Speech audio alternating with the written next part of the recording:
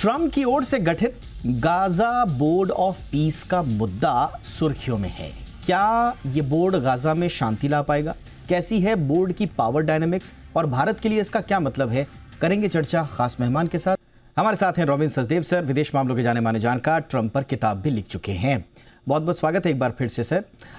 Sir क्या वाकई में अभी कुछ देर पहले आप ही लोगों से जब बातचीत हो रही थी, ये गाजा पीस बोर्ड ये क्या यूएन सरीखी संस्थाओं का एक विकल्प की तरह ट्रंप पेश करना चाहते हैं दुनिया को? क्या है सर ये जो क्वेश्चन है सबसे बड़ा, फिलहाल तो ये पीस बोर्ड बना है गाजा के लिए। अव्वल तो इसमें क्वेश्चन है, इसमें कंट्रीज आप कह रहे थे, आपका पैकेज कह रहा था कि अमीर देश। अब मुझे बताइए, इसमें अल्बानिया है, पैराग्वे है, मोरक्को है, ये कितने अमीर देश हैं? अल्बानिया को कोई जानता नहीं है, पर जिस भी कारण ट्रंप और ट्रंप सरकार ने इकट्ठा किया इनको अपने हिसाब से वन, तो वो रहेगा सबसे बड़ी और चीजें हैं। क्वेश्चन भारत के लिए प्रॉब्लम ये रहेगी, इस पीस बोर्ड को देखा जा रहा है कि ये गाजा के मामले को और आगे भी मामलों को सुलटाने में मदद करेगा, रिकंस्ट्रक्शन में। अब ट्रंप कहते हैं कि इन्होंने 8.25 वॉर्स, 8 और 1/4 वॉर्स रोकी है, जिसमें जितने भी है, गाजा की भी एक है, आर्मेनिया अजरबैजान की है, इंडिया पाकिस्तान की एक, कहते हैं ये वो, और 1/4 वॉर है कंबोडिया थाईलैंड की।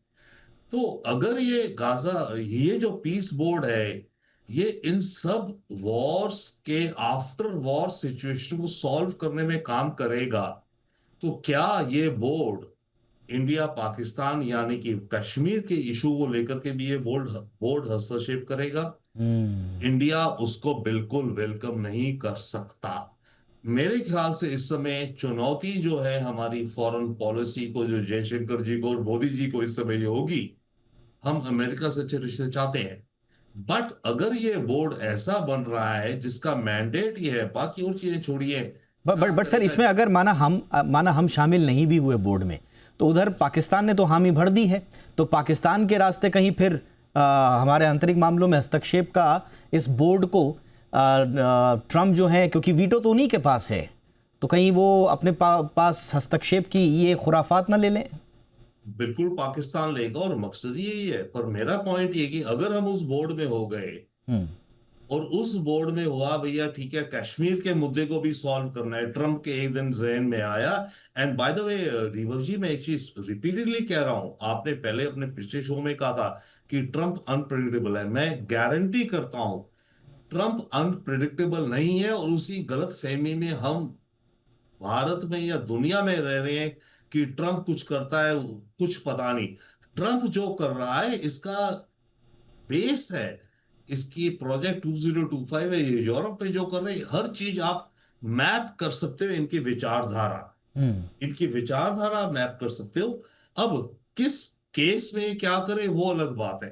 तो ये जो कर रहे हैं अपने हिसाब से कर रहे हैं। तो अगर इस बोर्ड ऑफ पीस में भारत नहीं रहा, पाकिस्तान गया, पाकिस्तान और भारत बजाएगा, और पाकिस्तान उस बोर्ड में कहेगा ट्रंप को कि ट्रंप साहब, आपने तो 8 जंग रोकी थी, हर जंग को सॉल्व करो ना, गाजा का रिकंस्ट्रक्शन बिल्कुल सर, ये आप दुरुस्त फरमा रहे हैं, लेकिन भारत का, आर्मेनिया का, सर लेकिन का कराओ। हाँ जी सर, भारत की थोड़ा सा स्थिति, क्योंकि अगर आप नहीं गए, दो स्थिति है, अगर आप नहीं गए तो फिर दुनिया आपको ये उलाहनाएं देंगी कि साहब ये तो पीस बोर्ड बना था, इसके नाम में तो शांति है, शांति के बोर्ड में आप क्यों नहीं आए, 2 नेशन थ्योरी आपकी पुरानी है, आप क्यों नहीं आए?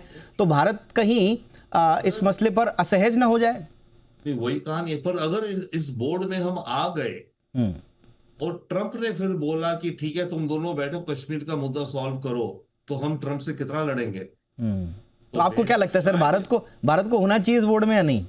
मेरे विचार से अभी तक जो मुझे समझ आ रहा है, मेरे ख्याल से भारत को इस बोर्ड में नहीं होना चाहिए, क्योंकि इस बोर्ड में अगर हम आ गए और उस बोर्ड का डिसीजन कौन ले रहा है? चेयरमैन ले रहा है। इस बोर्ड में कोई डिसीजन मेकिंग नहीं है, इस बोर्ड की जो डिसीजन है वो चेयरमैन देगा। तो चेयरमैन ट्रंप अगर कहेगा कि इस बोर्ड के तुम मेंबर हो, पाकिस्तान और भारत, आप दोनों को ये करना चाहिए, तो भारत क्या करेगा? राइट। क्वेश्चन भारत के लिए है।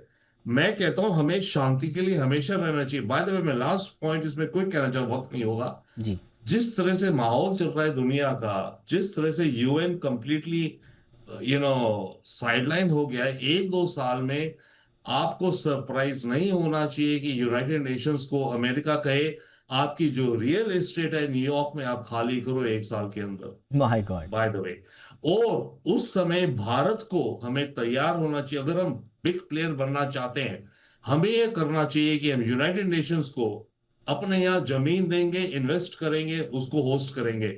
भारत अगर एक पोल बनता है दुनिया का, हमें कुछ करना होगा ना, हम केवल रिएक्टिव थोड़ी रह सकते sir. Very important statement sir. मुझे लगता है कि अगर ऐसी परिस्थितियां बनी तो आज आपका ये वक्तव्य, ये जो वक्तव्य आपने दिया है, स्टेटमेंट दिया है, ये दुनिया याद करेगी, उस समय खूब वायरल होगा। But very important sir.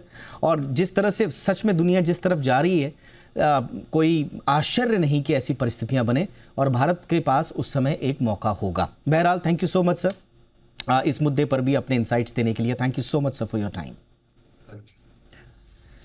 ये थी हमारी दूसरी कवर स्टोरी।